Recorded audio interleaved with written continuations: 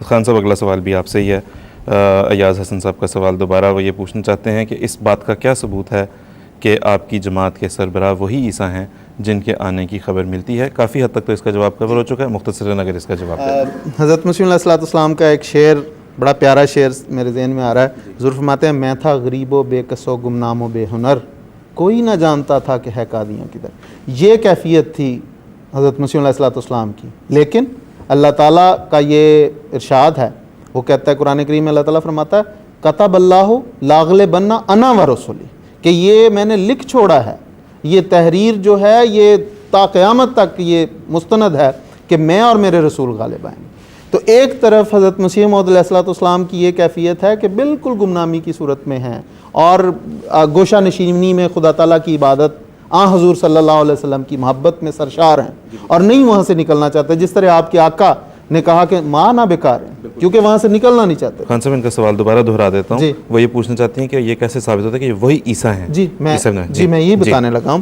تو یہ جب کیفیت ہے تو اب دیکھتے ہم یہ ہیں کہ حضرت مسیح علیہ السلام نے خدا تعالیٰ کے ارشاد پہ، خدا تعالیٰ کے حکم پر دعویٰ کیا مسیح موعود ہونے کا، عیسیٰ ہونے کا. اور اب صورتحال یہ ہے کہ اگر پرانا عیسیٰ کا، جس طرح یہ لوگ اس عیسیٰ کا انتظار کر رہے ہیں، تو وہ تو اگر ہم وفات مسیح کو ثابت کرنا چاہیں تو ایک لمبا وقت چاہیے.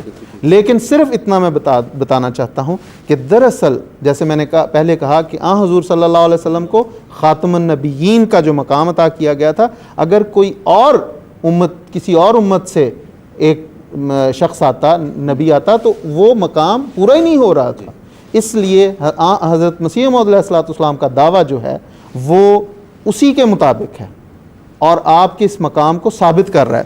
لیکن اصل بات یہ ہے جو میں یہاں پہ بتانا چاہتا ہوں کہ اس جو سوال ہے اس کی اگر دیکھا جائے تو تین پہلو ہیں. ایک یہ کہ اس کی کیا نشانیاں ہیں آنے والے کی، ایک وہ کہ کتنی اس کی ضرورت ہے، اس زمانہ کتنا تقاضا کر رہا ہے، اور آخری بات یہ ہے کہ اس ایک شخص نے دعویٰ کیا اور اس کے لیے اس نے خدا تعالیٰ سے علم پا کر غیب کی باتیں کی. ٹھیک ہے، میرے نزدیک جو دو باتیں ہیں وہ تو محترم مولانا نعیم صاحب بتا چکے ہیں کہ اسلام کی بری حالت تھی. حضور صلی اللہ علیہ وسلم نے باقاعدہ نشانیاں بتائیں کہ اس طرح آئے گا، انا لمہدی نا آیتین، اور اس کے لیے چاند سورج نے گرہن لگنا تھا سارا.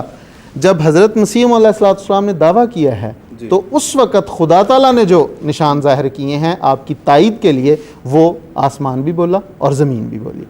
جو حضور صلی اللہ علیہ وسلم نے پیشگوئی فرمائی تھی عین اس کے مطابق ایک مدعی موجود ہے، اور اس کے لیے رمضان کی مقررہ ان تاریخوں میں چاند کو اور پھر سورج کو گرہن ہوا.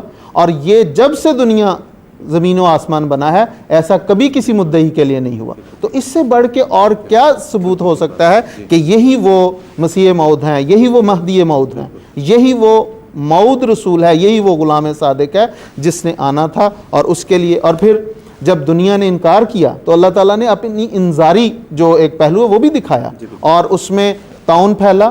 اور حضرت مسیح علیہ السلام کو اللہ تعالیٰ نے یہ پیش گوئی کے طور پہ بشارت دی کہ انی احافظ کل من فی الدار، کہ جو بھی تیری چار دیواری میں ہوگا، تیری بیعت میں ہوگا، میں اس کو بچاؤں گا.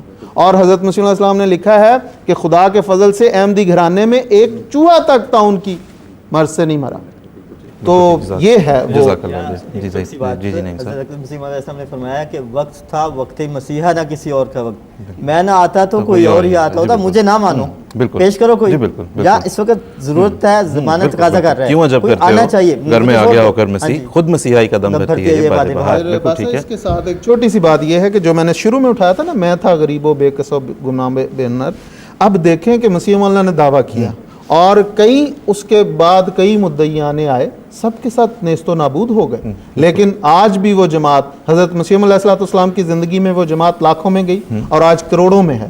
اور جس طرح حضرت صاحب نے جلسہ سالانہ میں فرمایا کہ خدا تعالیٰ کے فضل سے 194 ممالک میں احمدیت کا پودا لگ چکا ہے. تو یہ ہے وہ کتب اللہ لا اغلبن انا و رسولی کی زندہ مثال. جی بالکل ٹھیک ہے، جزاک اللہ.